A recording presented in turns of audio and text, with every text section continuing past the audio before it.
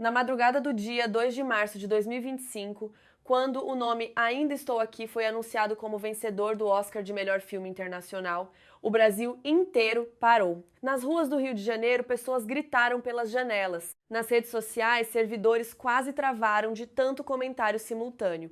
Em bares abertos até tarde para transmissão ao vivo, completos desconhecidos se abraçaram. Era a primeira vez na história que um filme produzido no Brasil levava para casa uma estatueta dourada da Academia.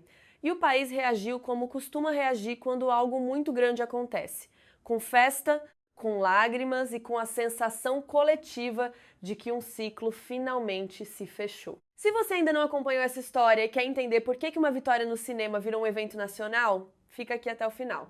Deixa o seu like, se inscreve no canal e conta nos comentários. Você acha que um filme pode mudar a forma como uma sociedade enxerga o próprio passado? Ainda Estou Aqui é uma produção brasileira dirigida por Walter Salles, lançada em novembro de 2024 e baseada no livro autobiográfico de Marcelo Rubens Paiva. O filme narra a história real da família Paiva, centrada em Eunice Paiva, esposa do engenheiro civil e ex-deputado federal Rubens Paiva, que foi detido e desapareceu em janeiro de 1971 nas mãos de agentes da ditadura militar brasileira. A partir desse ponto de ruptura, a narrativa acompanha o lento e doloroso processo de Eunice para reconstruir a vida de seus 5 filhos, descobrir a verdade sobre o marido e, décadas depois, tornar-se uma das mais importantes advogadas de direitos humanos do Brasil. O Oscar de melhor filme internacional foi entregue na 97ª cerimônia da Academia de Artes e Ciências Cinematográficas,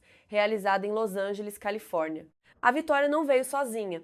O filme também havia sido indicado nas categorias de melhor filme e melhor atriz, graças à performance de Fernanda Torres no papel de Eunice. Antes do Oscar, a atriz já havia sido consagrada com o Globo de Ouro de melhor atriz em drama em janeiro de 2025, tornando-se apenas a segunda brasileira a vencer a categoria, depois de sua própria mãe, Fernanda Montenegro, indicada pelo também de Walter Salles Central do Brasil em 1999, a coincidência histórica entre mãe e filha no mesmo prêmio com o mesmo diretor não passou despercebida nem pelo público brasileiro, nem pela imprensa internacional. Antes mesmo do Oscar, Ainda Estou Aqui já acumulava um percurso impressionante nos festivais internacionais. O filme foi exibido no Festival de Veneza, no Festival de Roterdã, no Festival de Palm Springs, no Festival de Cinema de Filadélfia e em diversas outras mostras ao redor do mundo, recebendo prêmios e menções em quase todas. No Brasil, quebrou recordes de bilheteria para uma produção nacional,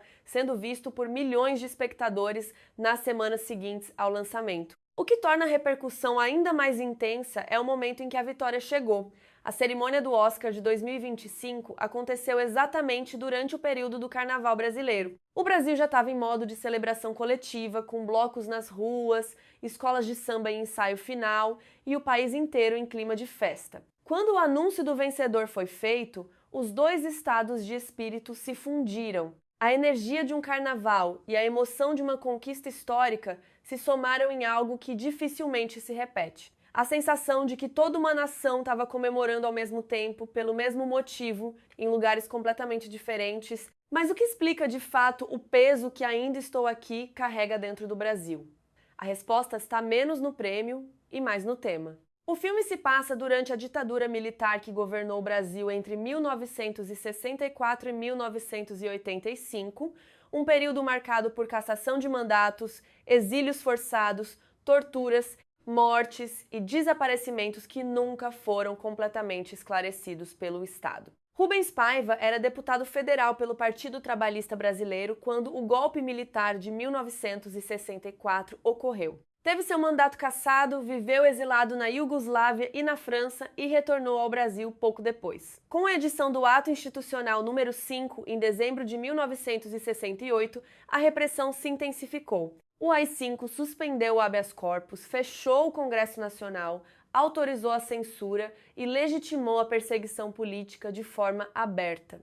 Em janeiro de 1971, Rubens foi levado por agentes do regime para ser interrogado. Nunca mais voltou. Eunice e uma de suas filhas também foram detidas e mantidas por 12 dias sem acesso a informações, submetidas à pressão psicológica intensa. A confirmação oficial da morte de Rubens Paiva só veio décadas mais tarde. A Comissão Nacional da Verdade, criada em 2012 e que encerrou seus trabalhos em 2014, reconheceu formalmente que ele havia sido assassinado sob tortura pelos agentes da ditadura. Mas nenhum responsável foi processado ou condenado. A ferida, portanto, nunca cicatrizou completamente. E é exatamente por isso que a chegada de Ainda Estou Aqui ao topo do Oscar reativou uma discussão que parte da sociedade brasileira preferiria deixar em segundo plano. Quando o filme ganhou projeção internacional e voltou ao centro do debate público, duas reações opostas emergiram com clareza. Uma parte do público e da imprensa celebrou o reconhecimento como uma forma de validação histórica, como se o mundo estivesse dizendo que aquilo que aconteceu importa, que as histórias de famílias destruídas pelo Estado merecem ser contadas e lembradas. Outra parte expressou desconforto, argumentando que o prêmio estava sendo usado para reacender disputas políticas que deveriam pertencer ao passado. O debate transbordou dos cinemas para as redes sociais, para os programas de televisão, para conversas em família durante o carnaval. Um filme conseguiu colocar a questão da justiça histórica na boca de pessoas que normalmente não falariam sobre ela. A performance de Fernanda Torres atravessa o filme com uma contenção que amplifica cada cena. Há momentos em que Eunice segura as lágrimas na frente dos filhos, mantém a postura quando seria mais fácil ceder e continua em frente quando qualquer outra pessoa estaria paralisada. É uma atuação que dispensa recursos dramáticos óbvios. Nenhum grito, nenhum colapso espetacular. O terror está no silêncio, na forma como ela fecha os olhos por um segundo a mais do que o necessário, na maneira como responde a perguntas sobre o marido, como se a resposta não a destruísse por dentro. No final do filme, Fernanda Montenegro assume o papel de Eunice em sua velhice, depois de décadas de luta por direitos humanos e indígenas, já com a memória comprometida pelo Alzheimer, que a acompanhou até sua morte em 2018. A passagem do tempo entre as duas atrizes, mãe e filha na vida real, carrega um peso que ultrapassa o roteiro. Uma vitória como essa não se limita ao momento da entrega do prêmio. Ela reorganiza a forma como um país conta sua própria história para o mundo e para si mesmo. O Oscar de Ainda Estou Aqui não é apenas o reconhecimento de uma obra cinematográfica de alto nível técnico e narrativo. É o momento em que uma história que o Brasil conhece, mas muitas vezes prefere não examinar de perto, foi colocada diante de milhões de pessoas em todos os continentes, com luz, câmera e uma estatueta dourada dizendo que ela merecia ser contada. Quando um filme consegue isso, ele deixa de ser apenas cinema.